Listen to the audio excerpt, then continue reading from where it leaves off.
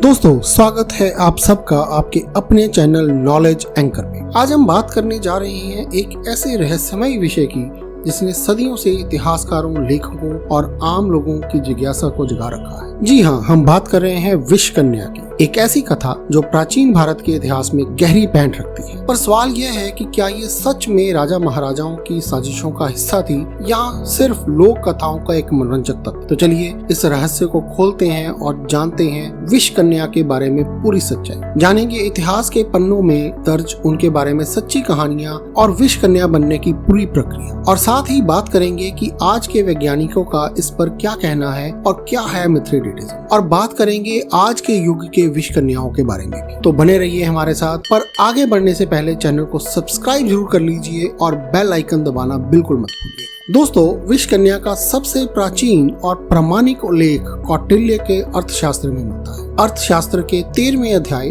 गुप्तचरों का व्यवहार में विषकन्याओं का उल्लेख गुप्तचरों और गुप्त नीति के तहत किया गया है। यहाँ लिखा गया है कि राजा को अपने दुश्मनों को समाप्त करने के लिए विभिन्न प्रकार के विशेष प्रशिक्षित व्यक्तियों का उपयोग करना चाहिए, जैसे कि विषधरों, जहर लगे गहनों और विषकन्याओं का। इसमें यह भी लिखा गया है कि विषकन्याओं को राजनीतिक हत्याओं के लिए तैयार किया जाता था। दोस्तों, इतिहास के पन्नों में विषकन्या की ऐसी कहानी दर्ज है जिसे जुटलाना बहुत मुश्किल है, क्योंकि इस कहानी में स्वयं आचार्य चाणक्य मौजूद है। आइए जानते हैं क्या है वो कहानी। सबसे पहले चंद्रगुप्त मौर्य और चाणक्य के युग में विषकन्याओं का प्रयोग किया गया। मौर्य काल की शुरुआत से पहले भारत पर शासन करता था नंद वंश, और उस वंश का एक राजा था धनानंद। आचार्य चाणक्य, जो एक तेजस्वी ब्राह्मण थे और कूटनीति के माहिर थे, एक दिन धनानंद के दरबार में पहुंचे, पर वहां उनका भयंकर अपमान। चाणक्य ने वहीं पे प्रतिज्ञा ली, मैं इस सिंहासन को उखाड़ फेंकूंगा। और अपनी प्रतिज्ञा को पूरा करने के लिए चाणक्य ने रचा एक ऐसा षड्यंत्र जो इतिहास में मिसाल बन गया। उन्होंने छोटी बच्चियों को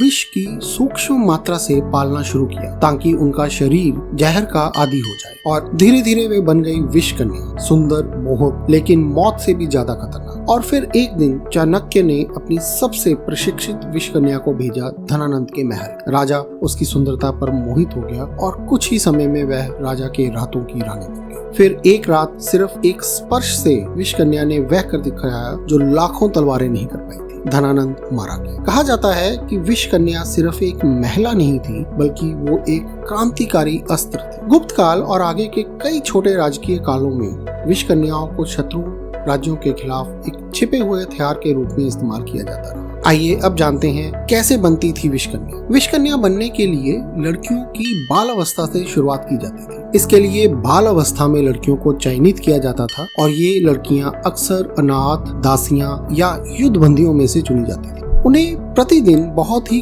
कम मात्रा में सांप का जहर, पादप विष, प्लांट टॉक्सिन्स जैसी विषैली औषधियां दी जाती। इससे उनका शरीर धीरे धीरे विष प्रतिरोधक बन जाता था, लेकिन संपर्क में आने वाले व्यक्ति को वह विष प्रभाव कर देता था। और जहर देने के साथ साथ इन लड़कियों को शारीरिक और मानसिक प्रशिक्षण भी दिया जाता था। उन्हें नृत्य, संगीत, मोहक भाषा, सौंदर्य व सौम्यता में प्रशिक्षित किया जाता था। उन्हें यह भी सिखाया जाता था कि कैसे किसी राजपुरुष को अपनी ओर आकर्षित किया जाए और फिर धीरे धीरे उसे विष के प्रभाव से मार दिया जाए। दोस्तों, ये सब देख या सुन के आपके दिमाग में एक सवाल जरूर आता होगा कि क्या यह वैज्ञानिक रूप से संभव है या नहीं। तो इसका उत्तर है हाँ। इंसानों पे ऐसी किसी साइंटिफिक एक्सपेरिमेंट का उल्लेख तो नहीं मिलता, पर हाँ, ये आंशिक रूप से संभव है। इसे मिथ्रेडेटिज्म कहा जाता है, जहाँ व्यक्ति को धीरे धीरे जहर देने से शरीर उस जहर के प्रति प्रतिरोधक बन जाता है। और ऐसा ही हुआ कुछ विशेष सांप पकड़ने वाले समुदाय में, जिस तमिलनाडु में इरुली जनजाति में। इनमें पाया गया कि उनके शरीर में सांप के जहर के खिलाफ आंशिक प्रतिरोधकता विकसित हो चुकी है। ऐसा माना गया है कि इन लोगों का बार बार मामूली मात्रा में सांप के जहर का सामना होता रहा, जिससे उनका शरीर धीरे धीरे जहर के प्रति सहनशील बन गया। और अब सबसे बड़ा सवाल, क्या आज के दिन में भी विषकन्या है